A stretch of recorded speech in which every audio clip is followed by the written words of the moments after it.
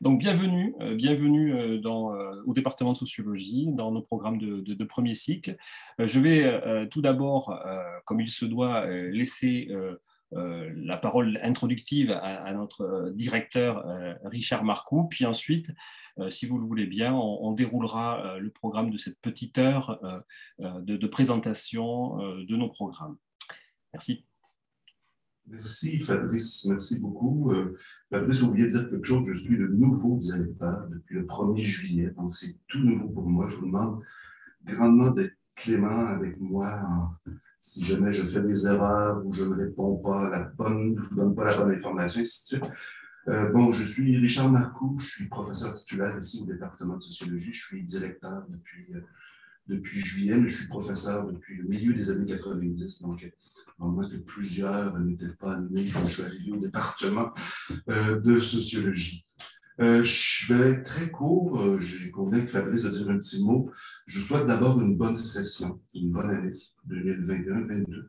On va espérer que tranquillement, on tende vers quelque chose d'un peu différent de ce qu'on a vécu depuis 1 an et demi.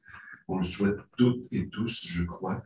On a hâte de se retrouver tous ensemble dans des salles normales, de pouvoir faire ce genre d'activité-là, suivi d'un croissant, de quelque chose à manger, à partager, et ainsi de suite. Pour l'instant, ce n'est pas possible. D'ailleurs, on discute avec votre association étudiante pour essayer d'organiser quelque chose dans les mois à venir, on l'espère, en tout cas avant Noël. Donc, je vous souhaite une bonne session. Je veux aussi vous dire que vous avez fait le bon choix de venir en sociologie pour 2 raisons, en fait. D'abord, le département de sociologie a vraiment une tradition de formation fondamentale. Vous allez avoir des cours de méthodologie, des cours de théorie. On essaie le plus possible d'offrir à nos étudiants, et ça depuis bientôt 80 ans. On fêtait le 80e anniversaire du département de sociologie en 2023. Donc, on essaie vraiment d'offrir une formation fondamentale vraiment importante. Et jusqu'à présent, je crois qu'on réussit. J'ai fait le bon choix aussi parce que non seulement on repose sur une histoire et sur des gens qui sont là depuis peut-être un certain temps, mais également le département de sociologie est en plein renouvellement. Au cours des 10 dernières années, on a recruté presque une dizaine de nouveaux collègues qui vont vous enseigner au cours de la session de l'année. Et je pense que c'est particulièrement riche pour vous d'avoir tous ces nouveaux courants de pensée, ces nouvelles approches méthodologiques, ces nouvelles thématiques de recherche avec ces nouveaux profs.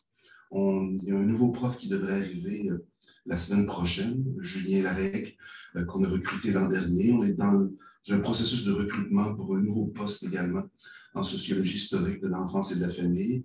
On a bon espoir d'avoir également un poste en sociologie de l'environnement qui devrait peut-être nous être offert sous peu. Donc, je pense que vous êtes au bon endroit. Vous êtes au bon endroit pour pouvoir vous lancer dans des études en sociologie au 1er cycle, puis qui sait, peut-être poursuivre après au 2e ou au 3e cycle. Donc, je m'arrête dès maintenant, puis je redonne la parole à Fabrice.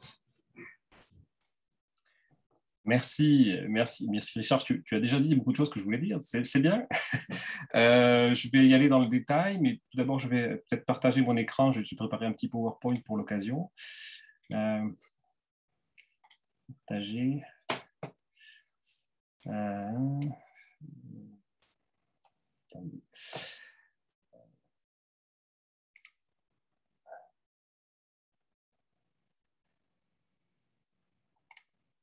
Voilà. Est-ce que c'est beau? Vous voyez bien ce diaporama? Ok, alors on va y aller. Donc moi, je suis Fabrice Fernandez, je suis directeur des programmes de 1er cycle. Je suis professeur au département depuis 6 ans maintenant. Voilà, donc je vais essayer de vous présenter nos programmes, disons, avec... bon, tout d'abord, je vous fais le planning de la séance, hein, le petit mot de bienvenue de Richard Marcoux que nous venons d'avoir. Je vais faire ma présentation sur nos programmes. Et puis, ensuite, on aura une intervention de Émilie Gaudreau, qui est conseillère à la gestion des études, sur le rapport de cheminement et le soutien aux étudiants. Un petit point sur le SPLA et ses services pour les stages de recherche en sociologie. Je parlerai aussi un peu il y a 2 types de stages, donc je parlerai aussi d'un type de stage qui relève plus du département. Et puis ensuite, le RESU et le dispositif de parrainage-marrainage qui a été mis en place pour les nouveaux étudiants. J'ai demandé à Steven Derrien de nous faire cette présentation. Okay. Alors, on va y aller comme ça. Alors, première chose, je vous invite à aller vraiment tous sur le site des programmes de premier cycle. Avant de faire tout un tas de présentations et de discussions sur le contenu de nos programmes, la première chose à faire, c'est quand même de prendre des renseignements par vous-même. Hein, vous arrivez à l'université, c'est aussi l'apprentissage de l'autonomie. Notre site est relativement bien fait.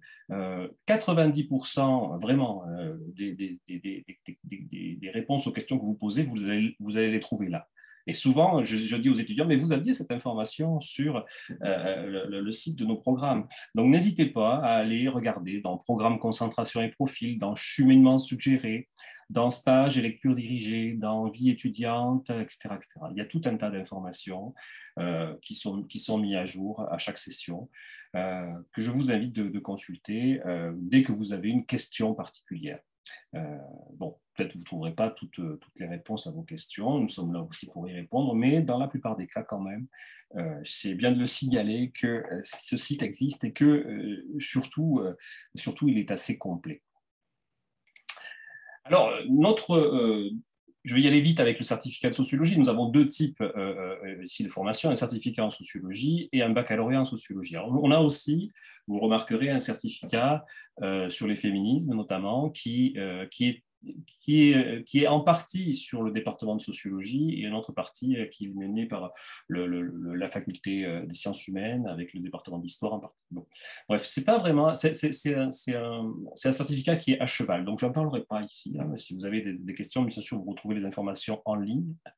Moi, je vais vous parler vraiment du certificat de sociologie et du baccalauréat en sociologie. Alors, le certificat, c'est une formation qui permet de comprendre l'évolution de notre société. Vous avez ça en ligne. Hein, et les défis, bien sûr, que se posent à elle actuellement. Donc, on a beaucoup de cours, vous verrez, sur l'environnement, la santé, la normativité, le genre, le travail, le contrôle social, la science, la jeunesse, la culture, etc. Et je dirais que ce certificat est quand même, il a beaucoup de succès, hein, parce que voilà, effectivement, tous les sujets de société peuvent être analysés d'un point de vue sociologique.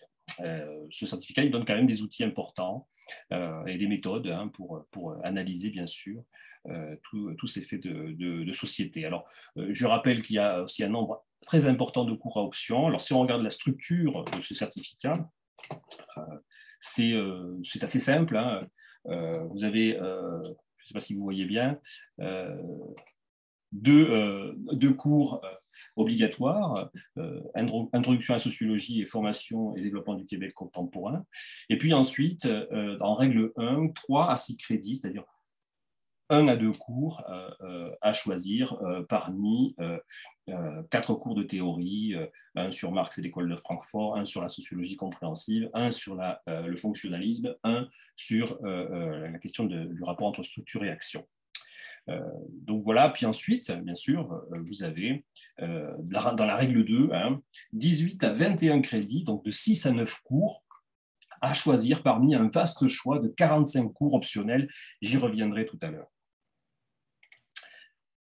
Pour le baccalauréat de sociologie, je vais prendre un peu plus de temps, parce que bien sûr, c'est un peu plus complexe. Hein. Le baccalauréat en sociologie, Richard en a dit un petit mot, bien sûr, il vous donne une solide vraiment formation sur les concepts de base, les théories, les méthodologies et les techniques d'enquête propres à la discipline sociologique. Ce programme, il va vous familiariser véritablement avec les principales perspectives théoriques, hein, de la sociologie et ses démarches d'enquête.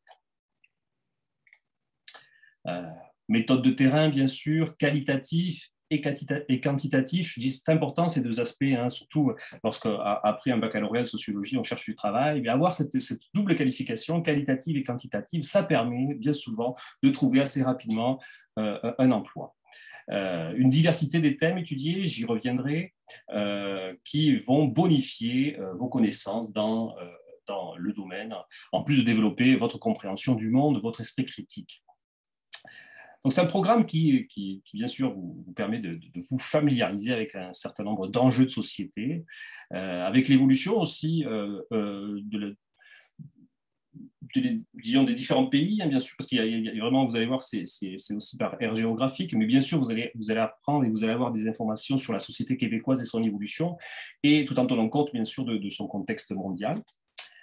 Alors, le baccalauréat, il est composé, lorsqu'on regarde en détail, de 90 crédits, hein, que vous répartissez donc sur 3 ans, 6 sessions, à raison de 15 crédits par session environ.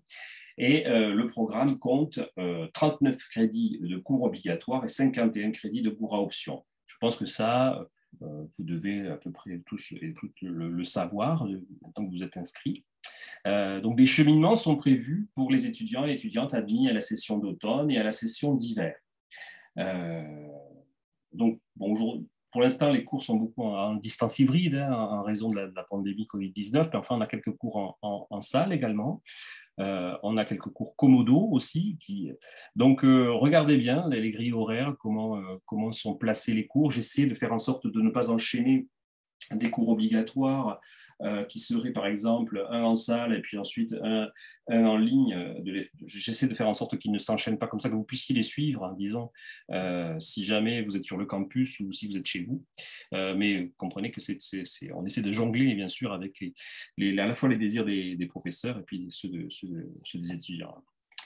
Alors, voilà la programmation pour vous qui êtes rentré à l'automne des cours obligatoires, tels que vous devriez, si vous suivez le cheminement qui vous est proposé, les suivre. Alors, encore une fois, c'est une proposition, ce n'est pas une obligation, hein, mais quand vous voyez les cours qui sont sélectionnés en rouge, hein, introduction à la sociologie, par exemple, à l'automne 2021, on vous conseille de le prendre à l'automne 2021. Sinon, il faudra le prendre à l'automne 2022 ou il faudra le prendre à l'automne 2023. Mais pour prendre un cours d'introduction en dernière année de bac, ce n'est pas forcément la bonne idée.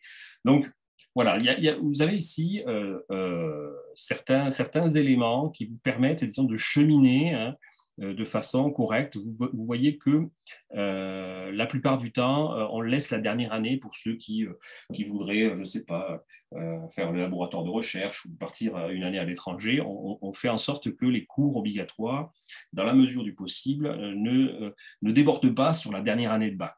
On n'y arrive pas toujours. À ce moment-là, on essaie de trouver des équivalences. Vous voyez là, par exemple, la globalisation, ben, si vous le preniez, ce sera à l'automne 23.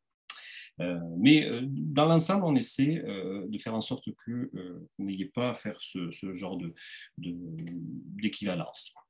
Donc ça, c'était pour les cours obligatoires. Pour les cours à option, vous avez 51 crédits, donc 24 à 36 crédits sont accordés à la sociologie véritablement. Donc là, je vous montrerai la liste des cours optionnels, et il y en a beaucoup.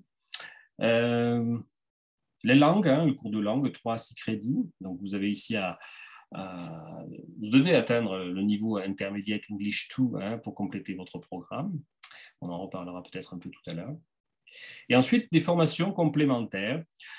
Alors là aussi, regardez bien, souvent les étudiants me reviennent en me disant « Oui, mais tel cours n'est pas reconnu dans la règle 3 parce qu'il n'appartient pas à ces différentes matières. » Oui, tous les cours ne sont pas reconnus en règle 3. Peut-être ça va changer dans les années qui viennent, mais pour l'instant, il y a une liste de cours qui a été établie, une liste de départements, hein, où les cours sont reconnus, donc l'anthropologie, la criminologie, les sciences, le travail social, les sciences politiques, la philosophie, etc. Vous avez tout un tas de matières, mais tout n'est pas reconnu. Donc, faites attention à ça lorsque vous voulez choisir des cours en formation complémentaire. Vous avez la possibilité de faire un stage dans la fonction publique, mais Annie Rémire va en parler tout à l'heure, donc je vais laisser ça. Et puis, vous avez la possibilité de faire, de profiler un peu votre baccalauréat avec un profil recherche ou un profil international. Là aussi, j'y reviendrai tout à l'heure. Je le disais, une grande diversité de cours à option. Vous allez voir, hein, c'est quand même assez impressionnant.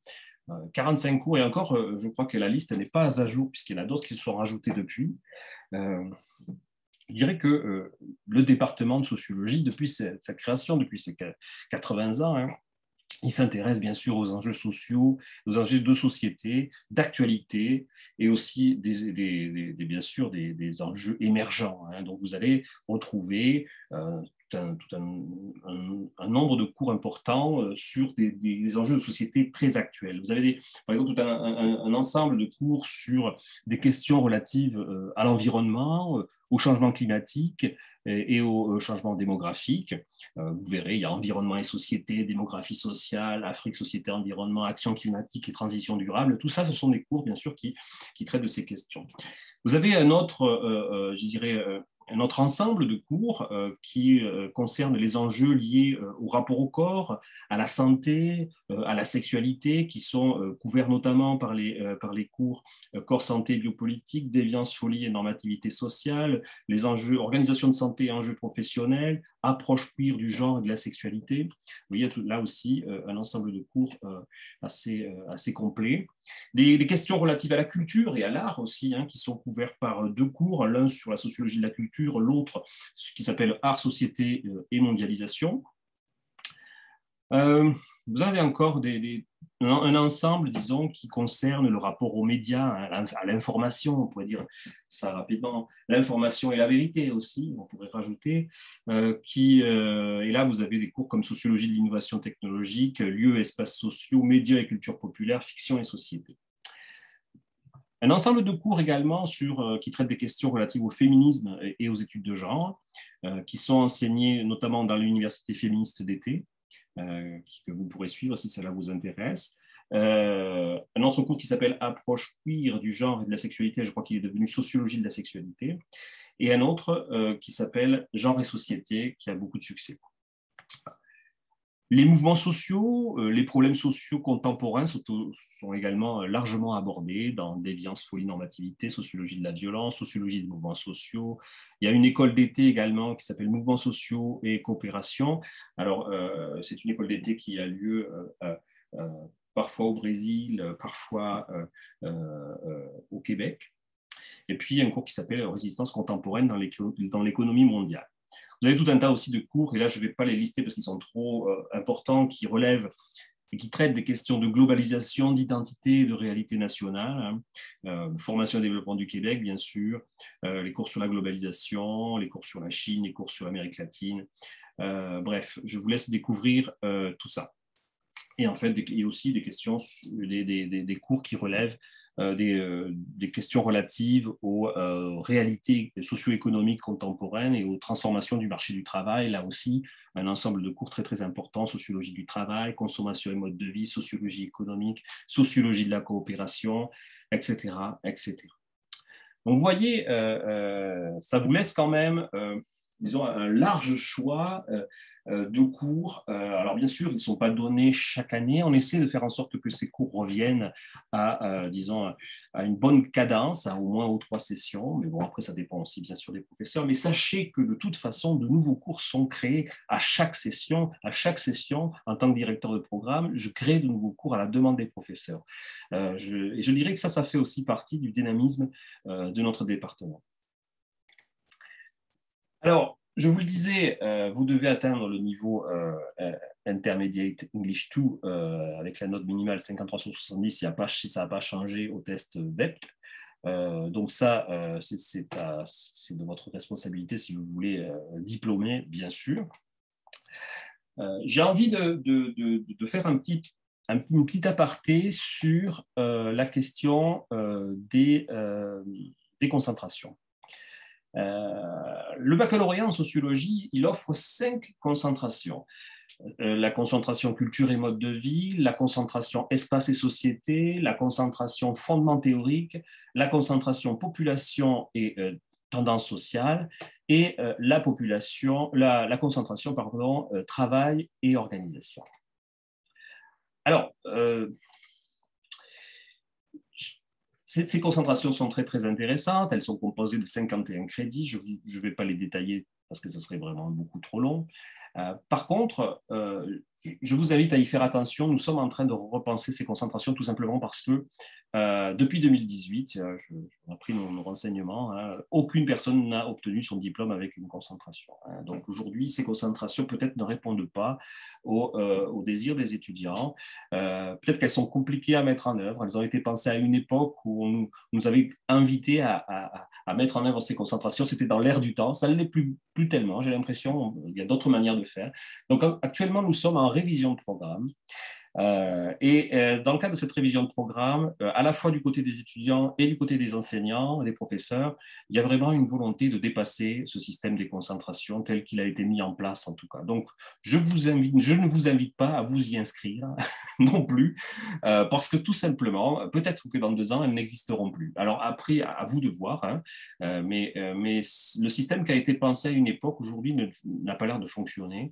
Et donc, je vous invite à être prudent, hein, quant à votre inscription dans des concentrations telles qu'elles ont été pensées à cette époque. Pour l'instant, on ne peut pas les enlever puisqu'il faut repenser, hein, entièrement le programme, ce qu'on est en train de faire là, cette année. Hein. Cette année, on est en évaluation de programme, donc il y a des nouveaux cours certainement qui vont arriver, des choses qui vont disparaître, des nouvelles choses qui vont arriver.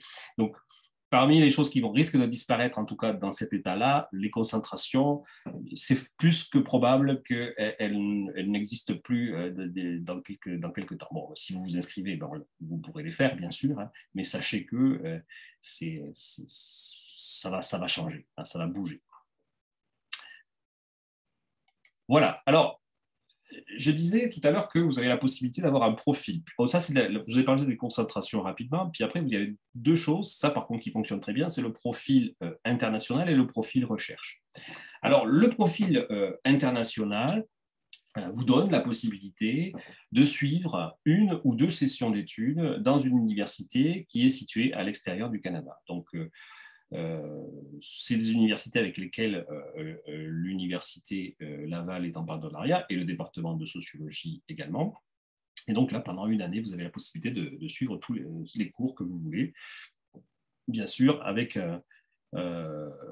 disons, vous devez faire une proposition de choix de cours et puis moi, en tant que directeur des programmes, je dois la valider. Hein, mais je ne vais pas choisir les cours à votre place, par exemple, mais je pourrais vous dire si ces cours peuvent avoir une équivalence dans nos programmes, puisque c'est ça le but. Mais chaque année, on a quand même un certain nombre d'étudiants qui partent à l'étranger. Vous voyez que donc il y a un programme de bourse, hein, qui est bonifié pour l'occasion. Et que les partenariats, vous avez un partenariat dans plusieurs pays, alors en Belgique, en Espagne, aux États-Unis, en Finlande, en France bien sûr, puis au Mexique, en Suède pour l'instant. Je crois qu'il y a un partenariat avec Haïti qui est en train de se mettre en place également. Bon. En tout cas, voilà, alors, plusieurs universités qui peuvent vous accueillir pendant 1 an. Faites bien attention, ça se prépare quand même un peu à l'avance, pas au dernier moment. Il faut quand même bien vous renseigner sur l'offre de cours de l'université d'accueil. Ensuite, à ce moment-là, vous revenez, vous pouvez prendre contact avec nos agents à la gestion des études. Je pense en particulier à Émilie Caudreau, hein, qui a parlé tout à l'heure, mais qui est en charge d'un peu vous orienter. Puis après, vous me revenez pour faire valider, disons, vos choix de cours et vos équivalences. Voilà, c'est comme ça qu'on procède. Alors, on a un certain nombre d'étudiants, hein, qui partent chaque année et qui diplôment avec un profil international. Et donc, ils ont cette mention sur leur diplôme. Au département, nous avons aussi un profil recherche, hein, qui consiste en un cheminement de 12 crédits, hein, qui est véritablement intégré au programme d'études. Donc ici, bien sûr, il s'agit de vous faire acquérir des habilités en recherche, hein, mais aussi commencer l'apprentissage de la communication scientifique. Vous devez suivre, pour avoir ce profil recherche, 2 cours qui sont importants, qui s'appellent le laboratoire de recherche 1 et le laboratoire de recherche 2. Alors, depuis 2018, c'est les chiffres qu'on a, 9 personnes ont obtenu la mention profil recherche sur leur diplôme. Il faut savoir que là aussi, le laboratoire de recherche est en train d'être remanié. cette année, il n'a pas pu être donné parce que nous sommes en plein Covid et qu'un laboratoire de recherche, ça se pense d'une année sur l'autre. On ne peut pas faire un laboratoire de recherche comme ça au dernier moment s'il y a levé des restrictions sanitaires. Bon, de toute façon, ce n'est pas le cas. Mais même si ce serait le cas, ça ne pourrait pas se faire comme ça. Ça demande, c'est tout un travail de partenariat avec un certain nombre d'acteurs. D'ailleurs, je pense que j'ai une autre vignette là-dessus. Voilà. Qui nécessite un temps de préparation important. Donc cette année, il devait avoir lieu, il ne l'a pas eu, mais il a été donné pendant très longtemps. Ça a même été la spécificité du département de sociologie de donner ce laboratoire de recherche. Ça a même été copié ensuite par d'autres départements, mais jamais égalé certainement, enfin je l'espère. En tout cas, le laboratoire de recherche, c'est véritablement comment dire, l'endroit où vous apprenez le métier. Donc, on estime que ce laboratoire, il vaut mieux qu'il arrive en troisième année de bac, c'est mieux, je trouve. Ça peut être en deuxième année, mais il faut faire attention. Et puis, tout simplement, il vous met déjà dans le métier de sociologue. Vous allez savoir si vous aimez ça ou si vous n'aimez pas ça. C'est beaucoup de travail. Et, les étudiants souvent disent que c'est énormément de travail. C'est pour ça aussi qu'on va certainement le reformuler, le refonder. On est en train d'y réfléchir à une nouvelle formule différente, un peu plus souple peut-être, sans doute. En tout cas, sachez que cette année, il n'a pas lieu. De toute façon, il a lieu une année sur deux, donc il n'aura pas lieu l'année prochaine non plus. S'il a lieu, ça sera dans votre troisième année de bac. Et s'il a lieu dans la troisième année de bac, ça ne sera pas sous cette formule-là. Ça, c'est sûr, parce qu'on est en train véritablement de le refonder. Mais on va garder, je pense, je m'avance peut-être un peu, mais je pense qu'on va garder ce laboratoire de recherche qui est un élément important de formation de nos étudiants. Et nos étudiants y tiennent. Ceux qui ont fait ce laboratoire en sont satisfaits. Je veux dire, il y a beaucoup qui continuent, soit qui deviennent chercheurs ou agents de recherche dans des instituts, soit qui continuent après la maîtrise et au doctorat. Et je pense que c'est un très, très bon moyen, justement, de s'insérer dans le monde de la recherche. Donc voilà, je vais pas trop détailler. Sachez qu'il y a deux laboratoires, un à la session d'automne, un à la session d'hiver, 6 crédits à chaque fois. L'idée, c'est de travailler en partenariat avec un certain nombre d'organismes qui posent des questions. Donc on est en lien avec plein d'organismes sur la région de Québec.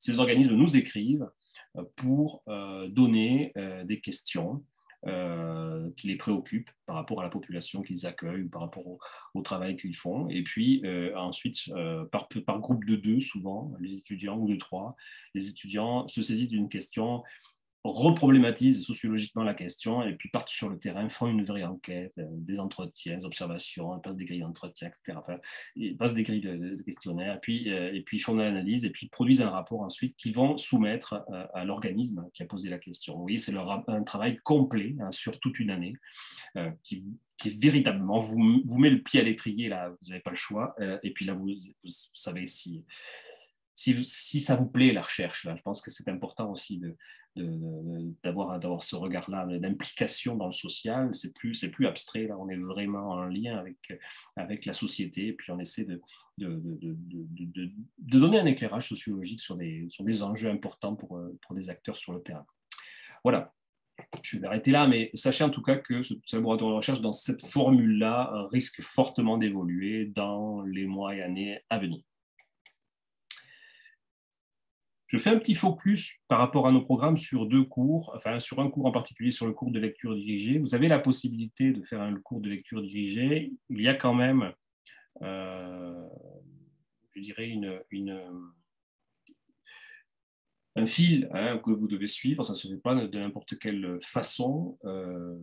Donc là, vous avez la possibilité donc, de faire cette lecture. Il faut déjà que vous trouviez un professeur, il faut que vous trouviez une thématique. C'est à vous de le faire, ce n'est pas à moi de faire ça pour vous.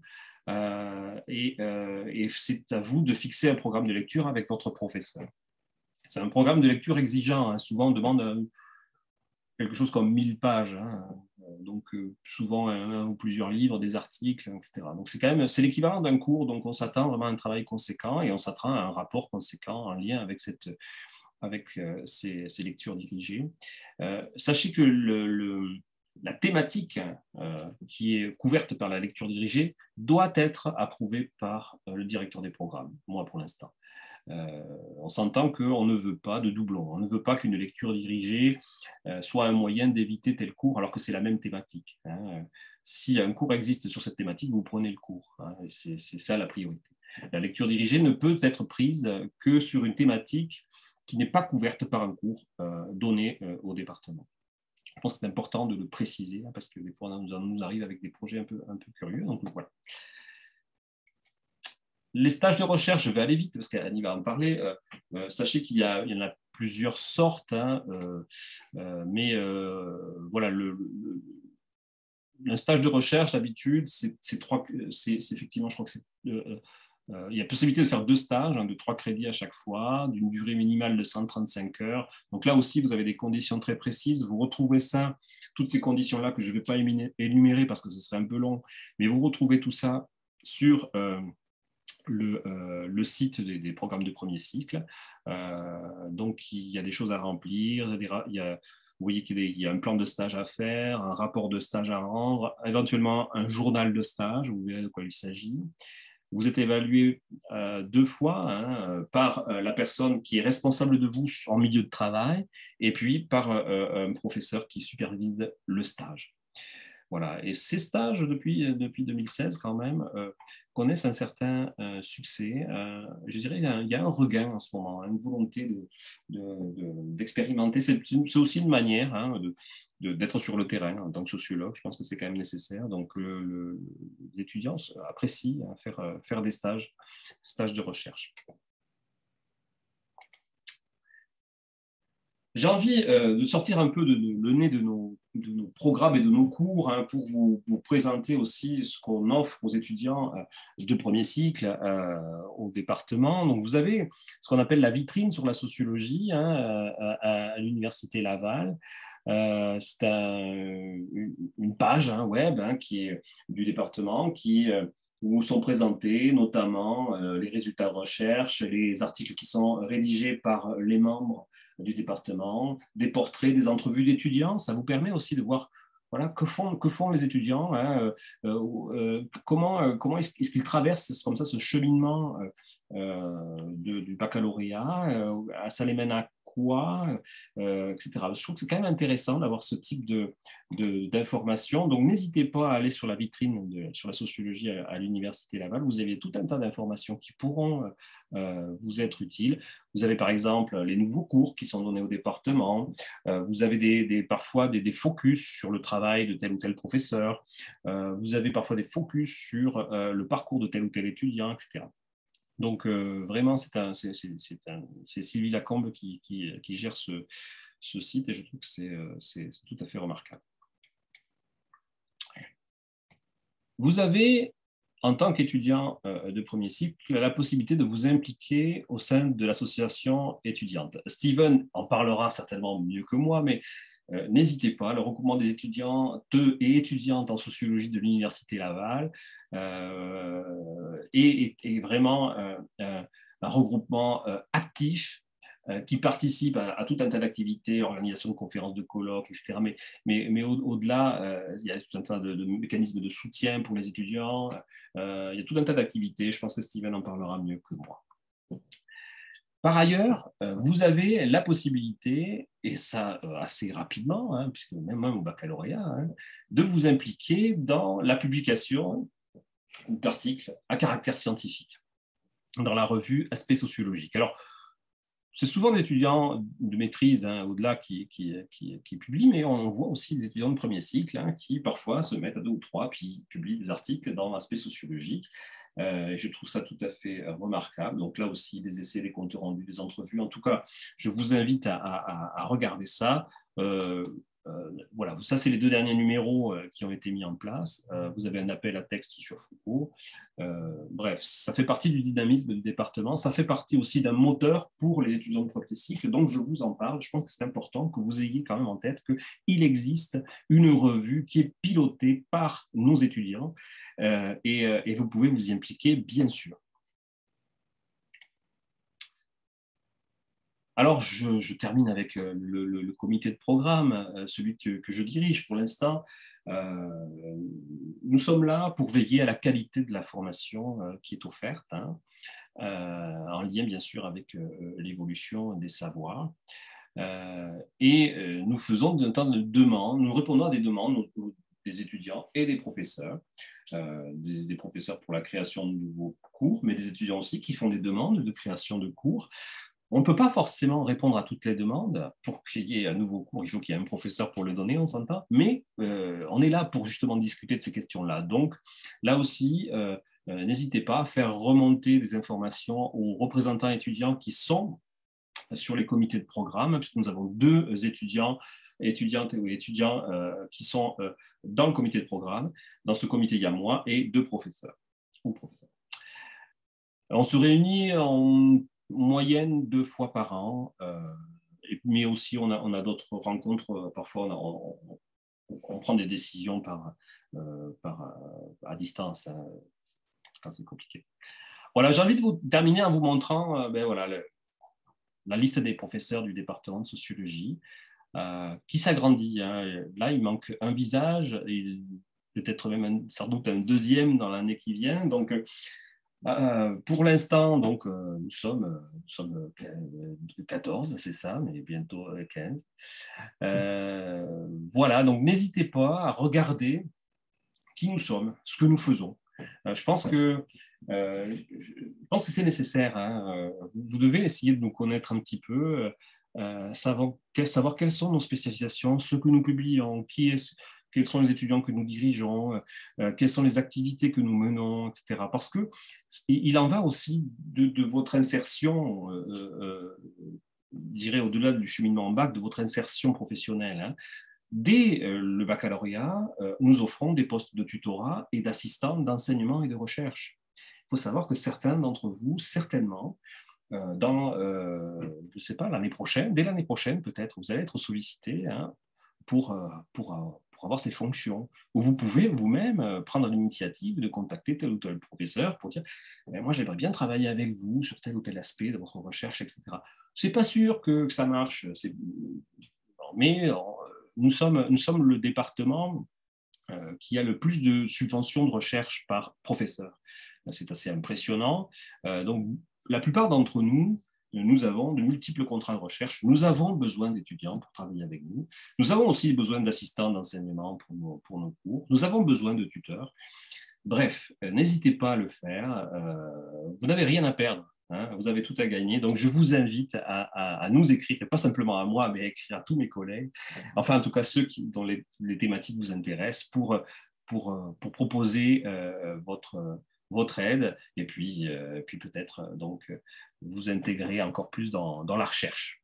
Voilà, j'ai envie de terminer là-dessus, et puis je vais tout de suite laisser la parole à Émilie. Hein.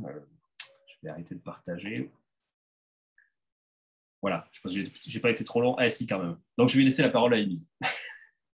Parfait. Donc, je vais aussi partager la courte présentation que j'ai préparée.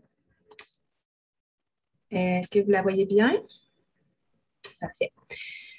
Donc, moi, ce que je voulais vous parler, comme Fabrice l'a mentionné, je suis conseillère à la gestion des études. Je travaille avec ma collègue Manon Deschênes qui ne pouvait pas être avec nous ce matin. Nous, à la gestion des études, on est vraiment là pour les étudiants pour toute question en lien avec le cheminement, tout ce qui est du dossier académique. Donc, on n'est pas dans le contenu vraiment des cours, on va être vraiment plus dans la structure puis dans l'accompagnement pour que vous puissiez vous rendre jusqu'à la diplomation. Donc, je vous ai indiqué les coordonnées. Manon Deschênes, qui est agente de gestion des études pour les 2 programmes de premier cycle, c'est vraiment votre première interlocutrice. Donc, toute question en lien avec votre dossier étudiant, que ce soit votre admission, vos inscriptions si vous êtes en scolarité préparatoire, vous avez des questions sur des équivalences, peut-être vous avez fait des cours dans une autre université, le cheminement. Donc, il y a des outils pour vous aider, mais si vous avez une situation un peu plus particulière, n'hésitez pas à contacter Manon. Souvent, il vaut mieux poser ces questions plus tôt que de se rendre à la fin puis arriver avec des fois une problématique au niveau de la diplomation. Donc, c'est toujours de votre responsabilité, dans le fond, de vous assurer de suivre votre cheminement et de répondre à toutes les exigences. Mais n'hésitez pas à poser vos questions à Manon, ça lui fera super plaisir de vous répondre. Je vous ai mis son adresse courriel pour la rejoindre.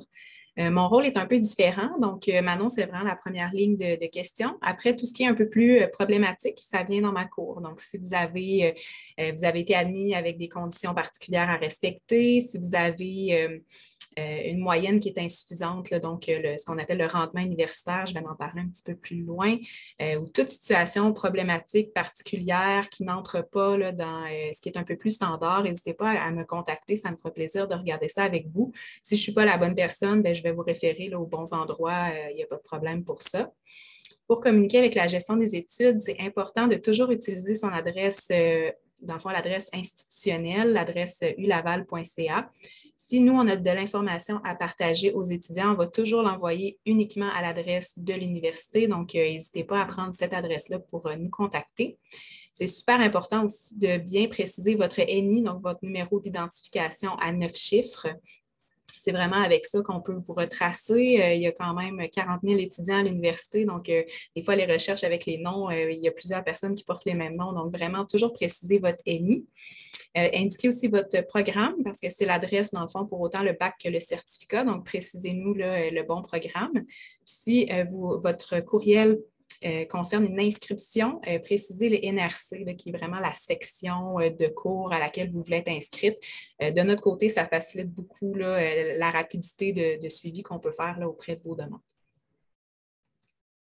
Un élément qui est vraiment super important dans votre cheminement, c'est le rapport de cheminement. C'est un outil que vous avez là, qui est disponible sur mon portail. Je vais vous montrer comment y accéder. Ce qui est vraiment super intéressant, c'est que vous pouvez sortir vous-même, dans le fond, l'état d'avancement dans votre programme. Donc, il y a trois différents rapports. Celui qui est le plus intéressant, c'est le deuxième, donc le rapport détaillé. Je vais vous montrer un exemple un petit peu plus loin, là. Donc, si vous voulez voir où vous êtes rendu, le rapport détaillé, ce sera le bon document à sortir. Parfois aussi, des employeurs ou pour des bourses, vous avez besoin d'une attestation de cheminement. Donc, avec l'option 1, l'attestation de cheminement dans le programme, c'est des documents que vous pouvez sortir vous-même sans demander nécessairement par la gestion des études. Puis, dans les informations supplémentaires, s'il y a des cours qui ne sont pas contributoires soit au bac en sociaux ou au certificat en sociaux, vous allez quand même voir les cours qui ont été faits à l'université, mais qui n'entrent pas là, dans votre programme actuel. Donc, je vais vous montrer comment y accéder. À partir de mon portail, vous avez l'onglet « Études » qui est dans le menu à gauche complètement. Ensuite, vous sélectionnez « Cheminement ». Dans cette page-là qui va ouvrir, vous avez le rapport de cheminement, donc où il y a la flèche rouge. Donc, en cliquant là, vous allez basculer dans Capsule, qui est l'ancien système, là, si on peut l'appeler de cette façon-là. Donc, Capsule, vous allez devoir vous reconnecter avec votre cédule, votre mot de passe, mais c'est vraiment les mêmes informations là, qu'habituellement. Le rapport de cheminement, il a l'air de ça. Donc, là, ce n'est pas nécessairement le bac en sociaux, c'est un autre exemple là, de rapport de cheminement, mais de toute façon, vous aurez les bonnes exigences avec les bons cours selon votre programme parce qu'il est lié à votre cédule et votre programme actif là, en ce moment. Donc, vous allez voir, là, si on regarde le détail des blocs, là, vous avez des crochets verts lorsque l'exigence elle est satisfaite et des X rouges lorsque la section n'est pas encore satisfaite, donc il vous reste des cours à compléter. Il faut simplement faire attention, les crochets verts se placent aussi si vous êtes en train de faire un cours. Donc, si vous l'avez échoué, ça se peut que des fois, entre le moment de la note puis la mise à jour du rapport de cheminement, il y a un écart, mais c'est sûr que si vous êtes en train de faire un cours, il va être considéré vert, mais si vous l'échouez, il va rebasculer à rouge. Donc, ça vous permet quand même d'avoir un suivi sur ce qui vous reste à faire. Fabrice a parlé également de l'exigence d'anglais tout à l'heure, donc vous allez avoir un bloc spécifique avec l'exigence d'anglais. Quand vous aurez fait le test de classement, vous allez voir si vous avez le résultat qui est nécessaire. Le crochet vert va s'installer automatiquement, sinon vous aurez quand même le X rouge qui va vous indiquer que vous allez avoir des cours d'anglais à faire. Même chose si vous êtes, par exemple, non francophone, vous aurez l'exigence de français. Donc, ça aussi, c'est un bloc supplémentaire qui se place là, selon votre situation. Donc, votre rapport de cheminement, c'est vraiment la chose la plus importante là, à regarder. Je veux également attirer votre attention sur les différentes moyennes. Donc, si on regarde là, dans le premier bloc beige en haut, là, on voit moyenne de cheminement, moyenne de cycle et moyenne de programme. Donc, c'est 3 moyennes différentes qui peuvent avoir des chiffres différents. Je vais vous expliquer rapidement quelles sont les différences. La moyenne de programme, c'est la moyenne qui est peut-être la plus importante là, pendant votre cheminement. La moyenne de programme, elle va compter tous les cours contributoires au programme, qu'ils soient réussis ou échoués. Ce qui me fait passer au rendement universitaire, dans le fond, pour pouvoir cheminer dans un programme à l'université et obtenir son diplôme. Il ne suffit pas de simplement réussir tous ces cours avec des D, par exemple. Il faut obtenir une moyenne de programme minimale qui équivaut, dans le fond, qui est égale ou supérieure à 2 sur 4,33. Donc, si votre moyenne de programme elle est inférieure à 2, c'est là, à ce moment-là, où votre nom apparaît dans une liste dans l'opération du rendement universitaire dès que vous avez 24 crédits d'acquis au programme. À ce moment-là, Fabrice et moi, on fait une analyse des dossiers, puis on peut vous suggérer des moyens pour vous aider à remonter votre moyenne. Parce que si vous continuez session après session, il y a des enjeux que vous n'obtiendrez peut-être pas votre diplôme parce qu'il vous faut cette moyenne de 2. Donc, en collaboration avec Fabrice, on regarde qu'est-ce qu'on peut vous suggérer pour améliorer votre moyenne. C'est vraiment la moyenne de programme qu'on tient compte, donc incluant les échecs. Sinon, la moyenne de cycle, pour vous faire la distinction, ça inclut tous les cours de, par exemple, premier cycle. Donc, si vous avez fréquenté d'autres programmes avant d'arriver en sociaux, vous avez peut-être moins bien réussi dans d'autres programmes. Donc, ça se peut que votre moyenne de cycle soit plus basse parce qu'elle tient compte de tous les cours qui ont été faits dans un même cycle. Ensuite, la moyenne de cheminement, elle ressemble à la moyenne de programme. Elle va compter les cours qui sont contributoires au programme, mais ne tiendra pas compte des échecs. Donc, c'est cette moyenne-là qui est utilisée pour la diplomation parce qu'on compte seulement les cours réussis quand on diplôme d'un programme. Donc, ce qu'il faut se rappeler, ce qui est le plus important dans votre rapport de cheminement avec les indicateurs de satisfaction, les crochets verts, les X rouges, ça vous indique où vous êtes rendu. Puis, on garde un œil sur sa moyenne de programme pour s'assurer qu'elle soit au moins égale ou supérieure à 2 sur 4,33.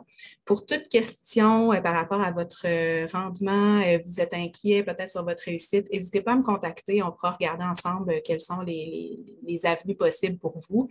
Vaut mieux être proactif aussi là, dans le suivi de son cheminement pour que tout se passe bien pour la suite. Qui me fait faire du pouce, dans le fond, sur le Centre d'aide aux étudiants. C'est une ressource qui est vraiment très, très intéressante, qui est disponible gratuitement à tous les étudiants. Donc, si vous avez, dans le fond, ils ont 4 grands volets, là, donc l'orientation scolaire, vous pouvez rencontrer des conseillers d'orientation si vous avez parfois des doutes ou des questionnements sur votre choix de programme. Vous pouvez rencontrer également des psychologues de façon totalement confidentielle. Donc, si vous vivez des difficultés qui sont en lien avec votre réussite scolaire, n'hésitez pas à aller les contacter. Également, si vous bénéficiez de mesures d'accommodement, il faut toujours passer par le Centre d'aide aux étudiants pour pouvoir obtenir ces mesures d'accommodement dans chacun de vos cours. Puis, l'onglet que je trouve particulièrement intéressant là, au Centre d'aide aux étudiants, c'est leur volet sur l'apprentissage et la réussite scolaire. Donc, je vous invite vraiment à aller consulter cette section-là.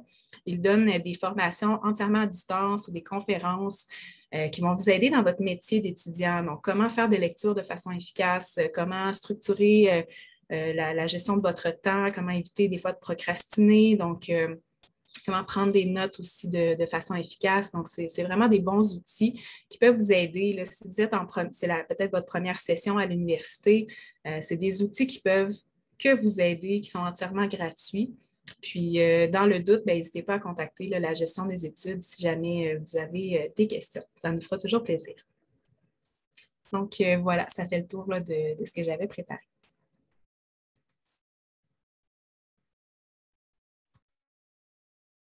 Merci, Émilie.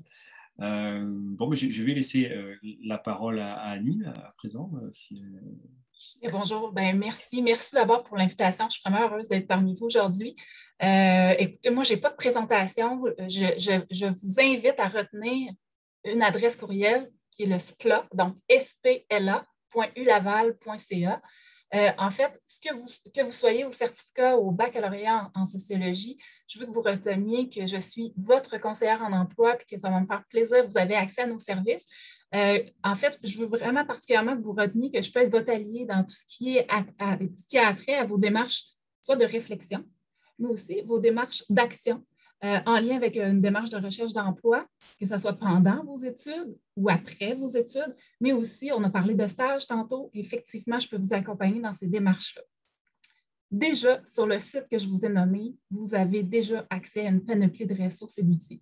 Je pense, entre autres, le service de placement, on affiche beaucoup d'emplois sur le campus.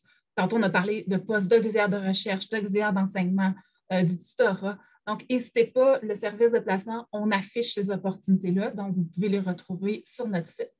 Vous allez pouvoir aussi retrouver, c'est important, si vous voulez poser votre candidature sur un emploi, on vous invite à adapter votre CV, votre lettre. Donc, il y a des outils pour savoir comment je fais pour mettre en valeur mon parcours actuel, les cours pratiques que j'ai faits. Tantôt, on a parlé, exemple, de laboratoire de recherche où vous allez vivre d'autres cours dans lesquels vous allez faire des projets d'études, des projets de recherche. Mais ça, saisissez l'opportunité de le mettre dans votre CV aussi puis d'en parler dans votre lettre de présentation. Donc là, on a plein d'outils en ligne pour vous donner quelques pistes, des conseils. On a aussi des formations aussi que vous pouvez faire là, à tête reposée quand vous avez le temps. Fait que ça, n'hésitez pas à aller naviguer là-dessus. L'autre chose aussi, c'est que des fois, on peut se poser des questions. Qu'est-ce que je peux faire après un bac? Qu'est-ce que je peux faire avec mon certificat? Est-ce que je suis obligée de poursuivre à la maîtrise? Si je décide de poursuivre à la maîtrise, c'est quoi les opportunités? Moi, j'ai envie de vous dire qu'en sociologie, il y a autant de projets professionnels que d'individus. C'est large, ça dépend de vos intérêts, de vos motivations. Donc, question de vous aider peut-être à explorer vos opportunités. On a même un document qui s'appelle « Portrait du marché » que vous allez retrouver sur notre site. Donc, on s'inspire des offres qui ont été antérieurement affichées dans votre domaine d'études, des étudiants qui ont fait des stages, des diplômés qui travaillent actuellement. Donc, on recense un peu toutes ces informations-là, puis on vous les partage. Donc, ça peut dresser un portrait de vos possibilités professionnelles. Pour après ça, vous commencez à vous poser des questions. Donc, qu'est-ce que je peux mettre en place pour atteindre mes objectifs professionnels ou entrer dans un milieu dans lequel j'ai envie de contribuer? Donc, que ce soit dans le secteur de la recherche, de l'enseignement, communautaire, gouvernemental. Donc, c'est large. Mais ceci dit, après mon bac ou après un certificat, qu'est-ce que je peux faire pour réussir à intégrer ces milieux-là? C'est de ça que je peux vous parler avec vous en consultation individuelle. Donc, oui, sur notre site Web, il y a plein de ressources que vous pouvez retrouver. Mais moi, j'ai envie de vous dire de prendre le temps dans votre parcours. Ce n'est pas obligé de se faire la semaine prochaine, mais dans les prochaines sessions, de prendre un rendez-vous avec moi. Qu'on puisse échanger sur vos motivations, vos intérêts, vos intentions. Si vous avez l'intention de faire un stage à votre 2e année ou 3e année, c'est quelque chose qui se prépare. Attendez pas à la fin de votre 2e année ou de votre 3e année pour commencer à vouloir faire un stage. C'est vraiment une démarche à mettre en place. Puis vraiment, j'ai à cœur de vous accompagner dans cette démarche-là. Je ne vous laisse pas toute seule, puis je vais vous donner des pistes.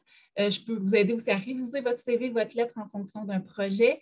Tantôt, on a parlé de profil international, on parle de bourse. Des fois, on vous demande des CV, des lettres. Je peux vous aider à préparer ces documents-là. Donc, n'hésitez pas. L'autre chose que je tenais à vous dire aussi, par rapport au stage. Donc, vous avez vu tantôt que vous avez une opportunité de faire des stages en enseignement ou en recherche. Il y a un super stage aussi dans la fonction publique qui est disponible. Donc, encore là, si c'est quelque chose qui vous intéresse, n'hésitez pas à prendre rendez-vous avec moi, puis je vais vous aider, je vais vous guider dans votre démarche de recherche. Parce que vous savez, il y a 2 façons de trouver son stage, soit par affichage. Donc, tout ce qu'on parle de stage dans la fonction publique provinciale, le service de placement affiche toutes les opportunités. Donc, tantôt, je vous ai parlé qu'on affiche des opportunités. Vous allez voir dans le stage, vous allez retrouver des exemples de stages, puis c'est là que vous allez pouvoir poser votre candidature. Mais ceci dit, que ce soit en recherche, en enseignement ou en administration publique, donc dans la fonction publique, il y a aussi, c'est possible de faire vos propres démarches, de communiquer directement avec des milieux pour manifester votre intérêt. Comme on a dit tantôt, des fois, ça peut ne pas fonctionner, mais des fois, ça peut fonctionner aussi. Ça peut donner même des idées aux gens qui n'auraient même pas pensé prendre un stagiaire ou de vous prendre en emploi étudiant, par exemple. Donc, mais ça, des fois, je comprends, vous pouvez vous poser la question, mais qu'est-ce que je dis? Comment j'approche quelqu'un? Comment j'offre mes services? Bien, c'est là qu'au service de placement, on peut vous aider.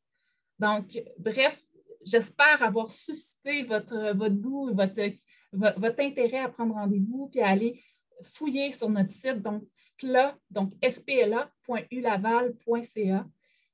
Puis, ça va me faire plaisir de vous entendre sur vos motivations, vos intérêts, puis vous aider à construire un cheminement puis un parcours qui va vous permettre d'atteindre vos objectifs puis de pouvoir contribuer dans un milieu professionnel qui fait du sens pour vous. Ça, c'est c'est vraiment ce qui me motive dans ce que je fais comme conseillère en emploi. Fait que, merci, puis au plaisir de vous rencontrer.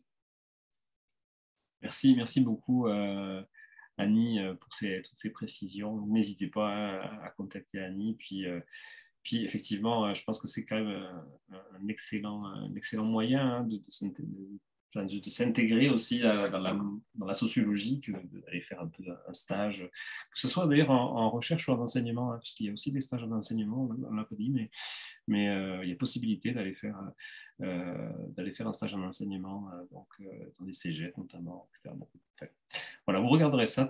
Toutes les informations sont disponibles à la fois sur le site dont a parlé Annie, puis vous pouvez aussi aller voir bien sûr sur le site des programmes de premier cycle. Je vais de suite laisser la parole à Steven qui va nous parler un petit peu du Résul et du réseau de regroupement étudiant.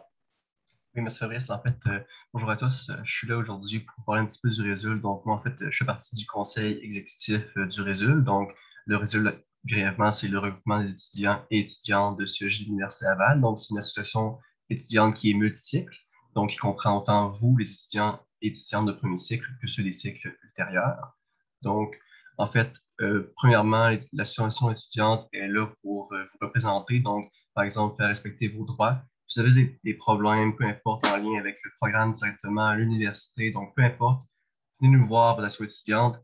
Soit on va répondre à vos questions donc en meilleure de nos capacités, ou bien on va vous rediriger vers les ressources nécessaires, par exemple, soit Émilie, soit Annie, Fabrice, peu importe. On est là pour ça. Donc, si vous avez des questions, vous ne savez pas vers qui vous tourner, tournez-vous vers votre association étudiante, on est là pour vous. Également, on est là, comme Fabrice l'avait mentionné plus tôt, pour organiser des soirées étudiantes, donc des événements un peu, des cercles de lecture parfois.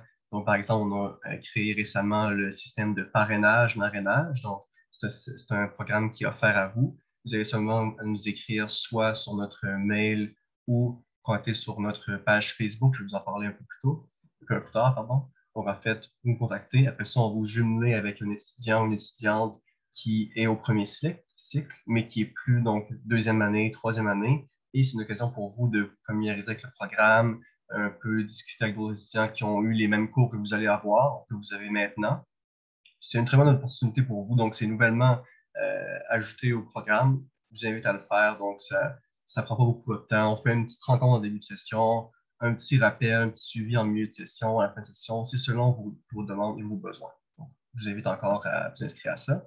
Sinon, également, je vous invite à venir vous inscrire sur notre page Facebook, donc du Résul, R-E-S-U-L en majuscule. C'est très utile parce que si vous avez des questions très générales, vous pouvez les écrire sur ce groupe Facebook-là et tout le monde, donc qui font partie du Résul, peuvent vous répondre. Si vous avez des questions, par exemple, vous cherchez des textes sur un sujet particulier, vous ne savez pas quel auteur vers qui vous tournez, là, vous écrivez « Ah, est-ce que quelqu'un connaît, par exemple, des auteurs donc, qui traitent de la question féministe? » Donc, quelqu'un va vous répondre très rapidement. C'est vraiment un beau réseau pour être répondu parmi les étudiants du réseau. Donc, je vous invite à faire ça. On a également nouvellement une page Instagram. Donc, cette page-là, c'est plus pour des concours, par exemple. Parfois, on fait tirer des événements comme des licences antidotes. Donc, très utile pour les corrections, par exemple, des choses comme ça. Je vous invite à vous inscrire à notre page Instagram. C'est très rapide à faire. Également, j'aimerais bien ça vous voir dans notre local de l'association étudiante, donc qui se trouve au pavillon Charles de Coninck. Le local, c'est le 0403, mais il est disponible donc sur notre page Facebook et également, je crois, peut-être sur le site du programme de sociologie, sinon on va essayer de l'ajouter peut-être, ça pourrait être bien. En fait, venez nous voir. En plus, on vient de retaper un petit peu le local, donc il est un peu remis à neuf, un peu, donc très convivial. Vous pouvez venir pour discuter, donc on a des divans, des tables pour étudier également. Donc, discuter avec les étudiants, échanger un peu sur soit les cours, hors cours, peu importe. Venez, on est très chaleureux pour ça ici. Également, un petit point sur l'Assemblée générale. Donc, même si c'est enregistré, donc c'est pas quand vous allez voir ça, mais il y a une Assemblée générale d'élection qui se fait tous les ans, en fait, toutes les rentrées à l'automne. Et cette session, 2021, elle se déroule le 21, donc mardi le 21 septembre 2021. Je vous invite à venir soit pour postuler à un poste, donc il y a autant de postes pour les premiers cycles que pour les cycles ultérieurs. Donc, on est très convivial, on vous invite à venir postuler. En fait, on est comme un grand groupe, donc peu importe le poste, les mandats que vous avez, on vous aide. Donc, si vous êtes nouveau, il y a des postes pour par exemple, un poste de représentant des premières années qui est serait un poste parfait pour les débutants. Donc, j'ai commencé avec ce poste-là, par exemple, quand j'étais au conseil ma première année. C'était un poste super. C'est ça, je vous invite à venir pour ça, ou bien venir simplement pour voter. Donc, vous pouvez venir à l'Assemblée générale, souvent pour exercer votre droit de vote et voir un peu qui va être élu. Donc, c'est une occasion en or pour un peu connaître plus le programme et comment ça fonctionne les élections et tout ça. Donc, ça termine un petit peu la présentation du résultat. Donc, je vous invite à venir en grand nombre et passer une belle session. Ah, merci, merci Steven.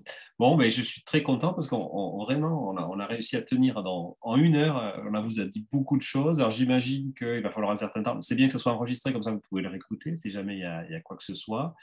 Bien sûr, n'hésitez pas à contacter les uns et les autres, les unes et les autres, si vous avez une question particulière. Nous sommes là pour ça. Voilà, j'ai envie de vous dire bienvenue encore une fois, bienvenue au département de sociologie. Je pense que, comme disait Richard, vous avez fait un bon choix. C'est un département qui est vraiment dynamique. Là, on est en plein renouvellement depuis un certain nombre d'années. Il y a beaucoup de jeunes professeurs qui arrivent avec de nouveaux cours, et puis des nouvelles thématiques, des ouvertures carrément de champs de recherche tout à fait fascinants. Donc voilà, bienvenue. Et puis je vous dis peut-être à bientôt si j'ai l'occasion de vous croiser les uns et les autres, virtuellement ou en classe, hein, puisqu'il y a des cours en classe. J'en suis particulièrement heureux pour ma part. Voilà, donc j'ai envie de clôturer comme ça. Donc merci Émilie, merci Annie, merci Steven, merci Richard qui a dû partir, de votre présence aujourd'hui. Et puis à très bientôt pour la suite. Merci. Au revoir.